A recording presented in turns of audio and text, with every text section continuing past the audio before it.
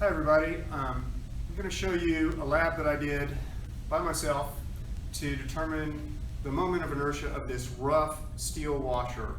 It's a very large washer that comes with the Vernier Rotary Motion Accessory kit that you can purchase to work with your Vernier Rotary Motion Sensor.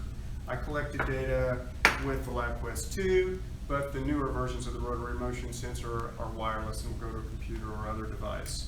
When I collected the data, I got a graph on screen from the rotation of the sensor of angular velocity versus time, and I took the slope of that graph in order to get the angular acceleration. With a little manipulation, I was able to calculate the experimental value for the moment of inertia of this washer. Here's my data here, and the approximate given value for the moment of inertia is 2.86 times 10 to the negative 4th kilograms meters squared. My experimental value was 2.92 times 10 to the negative 4th kilograms meters squared, 4% difference of about 2%. This washer mounts on the pulley with a black plastic spacer and a little screw.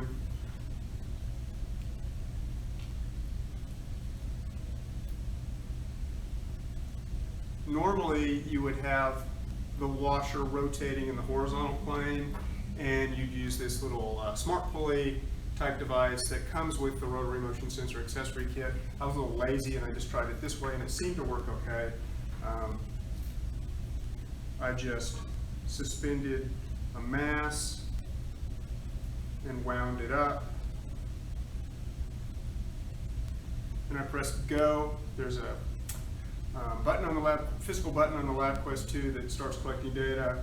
I released pulley, press stop when it hit the ground, and that was it.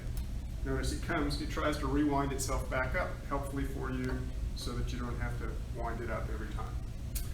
Thanks for watching. Remember, what one fool can understand, another can't.